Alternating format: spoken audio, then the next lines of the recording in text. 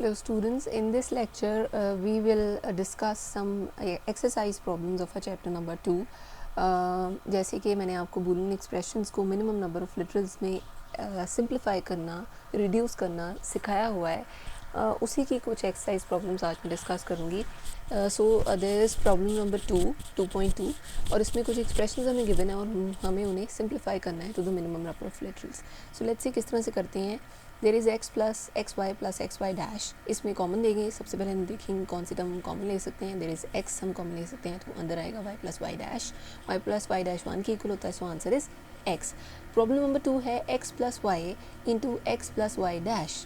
अगर इसको सॉल्व करना हो तो ऑपरेटर प्रेसिडेंस हमारे पास ये होती है. ऑपरेटर प्रेसिडेंस का मतलब ये कि किस ऑर्डर से ऑपरेटर्स को आपको सॉल्व करना है. सबसे पहले आप पैरेंथेसिस को सॉल्व करते हो. इसको नोट डाउन कर लें सब. पैरेंथेसिस को सॉल्व करते हो. पैरेंथेसिस होती है ब्रैकेट्स. उसके बाद नॉट ऑपरेटर को, फिर एंड ऑपरेटर को, एंड लास्ट में आप और ऑपरेटर को सॉल्व करते हो. तो इस एक्सप्रेशन में अगर हम देखें तो सबसे पहले हमारे पास पैरेंथेसिस हैं. इसका मतलब हमें पैरेंथेसिस को ओपन करना है. ओपन करने का मतलब ये है कि दोनों टर्म्स आपस में मल्टीप्लाई होंगी. सबसे पहले आएगा एक्स को एक्स प्लस वाई डैश से मल्टीप्लाई करेंगे, फिर आप वाई को y x plus y dash से मल्टीप्लाई करेंगे. So the answer is x x plus x y dash plus y x plus y plus y y dash. Y dash आपको पता है y into y complement equals to 0 होता है. सो ये term खत्म हो गई. बाकी टर्म्स में से आप देख सकते हो कि हम एक्स को कॉमन लेंगे तो अंदर बचेगा 1 plus y dash plus y plus y. Y plus y dash again 1 के इक्वल होता है, इसलिए द आंसर इज एक्स. और इसी तरह बाकी सारी लास्ट वाली जो पार्ट नंबर डी है इसका वो मैं डिस्कस करती हूँ. A plus B whole complement into A complement plus B complement whole complement. अब आपको ये क्लियरली पता है कि अगर एक कॉम्प्लीमेंट के ऊपर कॉम्प्लीमेंट आ जाए तो कॉम्प्लीमेंट्स एक दूसरे को नलीफाई कर देते हैं, कट कर देते हैं और हमारे पास वो टर्म सिंपल होके आ जाती है. लाइक यहाँ पर हमारे पास a प्लस बी कॉम्प्लीमेंट है तो कॉम्प्लीमेंट का मतलब ये है कि जब ये कॉम्प्लीमेंट अप्लाई होगा a प्लस बी पे तो a complement into b complement हो जाएगा, यानी प्लस मल्टीप्लिकेशन में चेंज हो जाएगा. ऑपरेटर्स जो होते हैं वो इन्वर्ट हो जाते हैं और अगर टर्म के ऊपर कॉम्प्लीमेंट नहीं है तो कॉम्प्लीमेंट आ जाता है और अगर कॉम्प्लीमेंट है तो कॉम्प्लीमेंट ख़त्म हो जाता है. ये होता है कॉम्प्लीमेंट में. ये दो काम हो रहे होते हैं, याद रखिएगा. अब यहाँ पर a प्लस बी एक टर्म है जिसके ऊपर कॉम्प्लीमेंट लेना है तो क्या होगा a complement into b complement. Operator invert हो गया, प्लस था, अब क्या हो गया मल्टीप्लाई. और कॉम्प्लीमेंट दोनों टर्म्स के ऊपर नहीं था इसलिए अब आ गया. लेकिन सेकंड टर्म जो है a complement plus b complement whole complement, अब आप देख सकते हैं कि इन दोनों टर्म्स के ऊपर ऑलरेडी कॉम्प्लीमेंट है. तो मैंने क्या कहा था कि अगर कॉम्प्लीमेंट ऑलरेडी हो तो कॉम्प्लीमेंट ख़त्म हो जाता है. तो अब जब ख़त्म हुआ तो क्या बचा हमारे पास a b और प्लस किस में चेंज हो गया मल्टीप्लिकेशन में. ओके. अब यहाँ एक पॉइंट है कि अब आप देखें तो बचा हमारे पास a complement b complement dot a b. अब अगर हम पैरेंथेसिस को ओपन करते हैं तो हमारे पास टर्म आएगी a कॉम्प्लीमेंट b कॉम्प्लीमेंट. अब a डॉट a कॉम्प्लीमेंट जो होता है वो 0 के इक्वल होता है.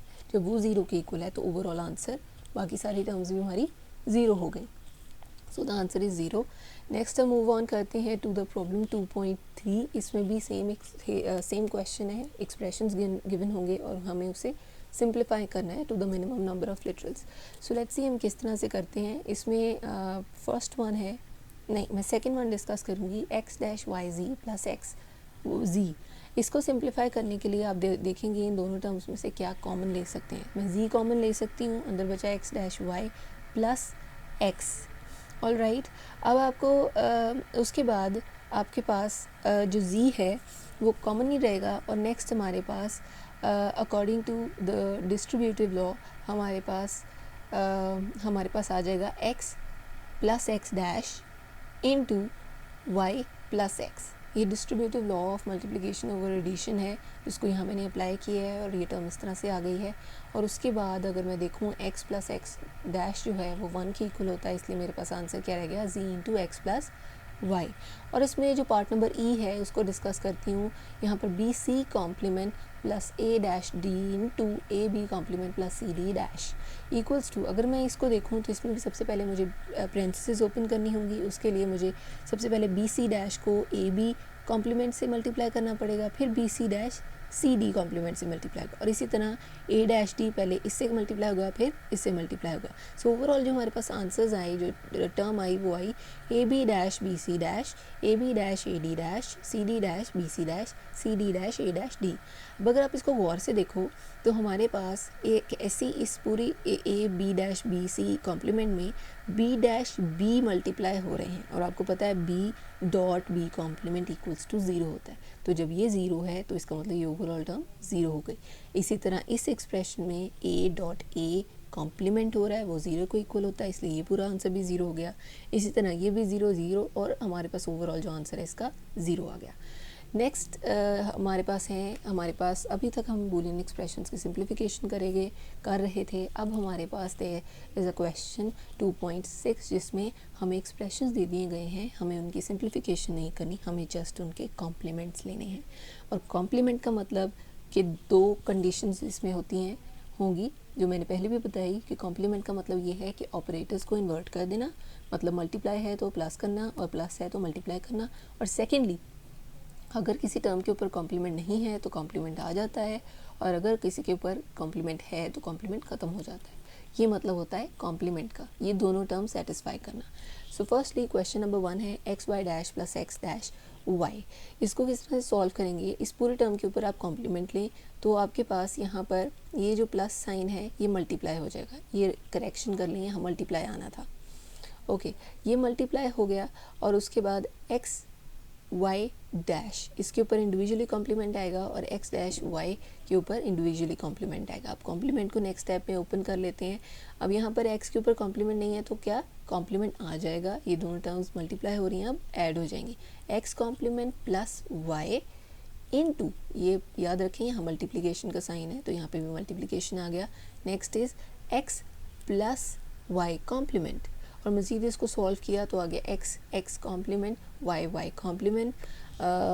उसके बाद ये स्टेप आप नहीं भी करेंगे, देयर इज़ नो इशू, लेकिन मकसद ये है कि इसको मज़ीद सिंप्लीफाई नहीं करना। As you can see x x dash जो है वो ज़ीरो के इक्वल होता है, लेकिन आपको सिंप्लीफाई नहीं करना, जस्ट कॉम्प्लीमेंट लेना है। इसी तरह नेक्स्ट टर्म में हमारे पास हम इंडिविजुअल पहले हम ओवरऑल एक्सप्रेशन का कॉम्प्लीमेंट लेते हैं, फिर उसको इंडिविजुअल टर्म्स पे अप्लाई कर रहे हैं, और फिर वन बाय वन ऑपरेटर्स ख़त्म करते हुए अंदर एक्सप्रेशन को सॉल्व कर रहे हैं। लेट्स सी ये किस तरह से करते हैं। सबसे पहले मैंने ये जो प्लस है ये इन दोनों टर्म्स को लदा कर रहा है, यानी सबसे पहले जब कॉम्प्लीमेंट ओपन होगा तो ई कॉम्प्लीमेंट होगा इनटू ये पूरी टर्म के ऊपर कॉम्प्लीमेंट आएगा। ठीक है, ऐसे ही किया है।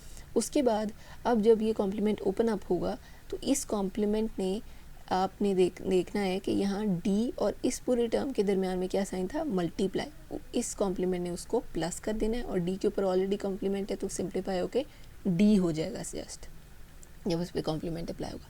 और अब हमारे पास ए बी कॉम्प्लीमेंट प्लस सी के ऊपर होल कॉम्प्लीमेंट रह गया। अब आप देख रहे हो कि हम इसे बहुत स्टेप बाय स्टेप सॉल्व करें, आपने भी इसी तरह से इसके सॉल्यूशंस करने हैं। ओके, नेक्स्ट क्या होगा कि अब इस टर्म पे जब हम कॉम्प्लीमेंट अप्लाई कर रहे हैं तो अब देखें कि ए के ऊपर कॉम्प्लीमेंट नहीं है, अब आ जाएगा हो जाएगा ए कॉम्प्लीमेंट। अब यहाँ ए भी मल्टीप्लाई हो रहे हैं तो अब ऐड होंगे, जब कॉम्प्लीमेंट अप्लाई होता है तो इन्वर्टर्स ऑपरेटर्स इन्वर्ट हो जाते हैं। There is a complement plus b into c complement plus d. अब जब हम इसको थोड़ा सा मज़ीद इसको ये वाली पैरेंथेसिस ओपन करेंगे तो आप देख रहे हो कि ये दोनों टर्म्स मल्टीप्लाई हो रही हैं और इस टर्म के साथ ऐड अप हो रही हैं। सो हमारे पास नेक्स्ट स्टेप आएगा A dash plus B plus D and C dash dot C dash plus D into E complement. So this is our answer. Part number C आप खुद देखें। सो ये थे कॉम्प्लीमेंट, इनको अच्छे से समझें। अगर इसकी बुक में कोई there are practice problems examples हैं उनको भी देखें, उनको भी सॉल्यूशंस करें। एंड कॉम्प्लीमेंट्स के एक्सप्रेशंस इसी तरह आपको आएंगे और आपको जस्ट उनका कॉम्प्लीमेंट लेना होगा, सिंप्लीफिकेशन नहीं करनी होगी। इसको प्रैक्टिस कर लें। नेक्स्ट आपको आज का होमवर्क जो है वो मैं आपको बूलियन एक्सप्रेशंस की सिंप्लीफिकेशन का ही दे रही हूँ, कॉम्प्लीमेंट का नहीं दे रही। That is example number problem number 2.4। इसको आपको रिड्यूस करना है to the minimum number of literals. इसको आप खुद सॉल्व करेंगे। एंड आज जितनी भी प्रॉब्लम्स मैंने डिस्कस की इनके सॉल्यूशंस आप अपने रजिस्टर्स पर नोट डाउन करेंगे। and I'll check them. I'll check your registers when we'll continue our classes in the college.